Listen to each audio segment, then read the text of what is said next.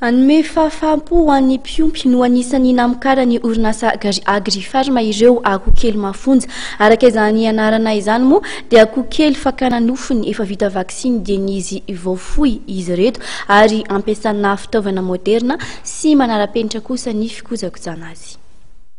Akohokely voateraka iray andro efa vita vakisiny fanefitry ny aretina telo dia ny gomboro, ny Newcastle ary ny bronchite infectieuse ny akohokely Mafonja izay vokarin'ny orinasa Agrifarm. Ao anaty toerana misy fitaovana manara-penitra no anangonana sy anakotrehana ireo atody ary anaovana vakisiny ireo akohokely fohy.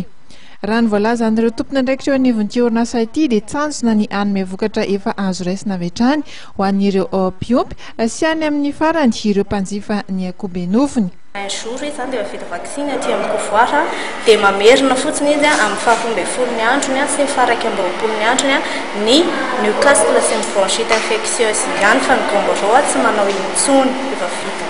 Ny tena mahasamihafa anazy dia le resaka hoe vakisiny io zany taloha ny akohokely samy manao vakisiny anazy ny mpiompy tsirairay avy any amin'ny toerana fiompiana fa ny mahasamihafa anazy amin'ity anankiray ity ao amin'ny kovoara voafoy ny akoho dia efa vita vakisiny gomboro dia tsy mamerina intsony izy amin'ny toeram-piompiana. Ohatr'izany koa Newcastle sy ny bronchite infectieuse aty amin'ny kovoara dia efa vita fa mamerina rappel indroa fotsiny izy any amin'ny toeram-piompiana.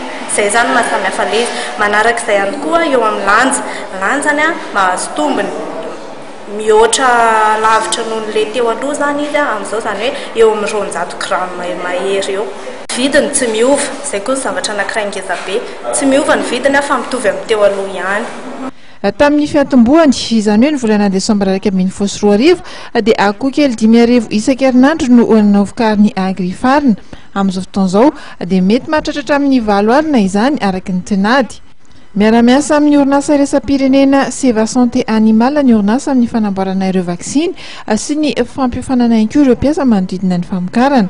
Ity sehatry ny fiompiana fakana nofony ity izay tsy mitsahatra mivoatra amin'izao fotoan'izao raha araka ny fanazavana ary manana no aviny tokoa.